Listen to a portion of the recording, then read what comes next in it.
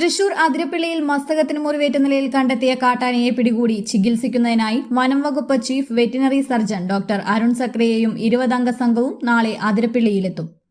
കുങ്കിയാനകളെ ഉപയോഗിച്ച് പരിക്കേറ്റ ആനയെ പിടികൂടിയ ശേഷമാകും ചികിത്സ ആരംഭിക്കുക.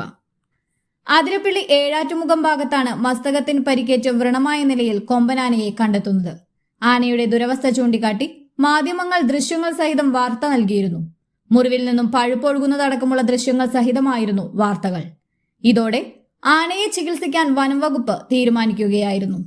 ഇതേ തുടർന്നാണ് വനം വകുപ്പ് chief veterinary surgeon doctor Arun സക്രിയയ്ക്ക് ചികിത്സാ ചുമതലകൾ നൽകാൻ ചീഫ് വൈൽഡ് ലൈഫ് വാർഡൻ ഉത്തരവിട്ടത്. ഈ ഉത്തരവിന്റെ അടിസ്ഥാനത്തിലാണ് ഡോക്ടർ അരുണും 20-അംഗ സംഘവും നാളെ അതിരപ്പിള്ളിയിലെത്തുന്നത്. ആനയെ പിടികൂടുന്നതിനായി വിക്രം, സുരേന്ദ്രൻ എന്നീ കുങ്കിയാനകളെയും നാളെ അതിരപ്പിള്ളിയിൽ എത്തിക്കും. ആനയെ മയക്കുവെടിവെച്ച് കുങ്കിയാനകളുടെ സഹായത്തോടെ പിടികൂടി ചികിത്സ നൽകാനാണ് തീരുമാനം.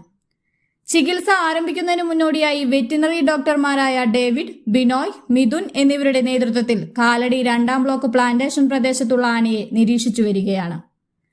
തൃശൂർ, എറണാകുളം ജില്ലാ അതിർത്തി പ്രദേശമായതിനാൽ വാഴച്ചാൽ, ചാലക്കുടി, മലയാറ്റൂർ DFOമാരുടെ നേതൃത്വത്തിലാണ് നടപടികൾ പുരോഗമിക്കുന്നത്.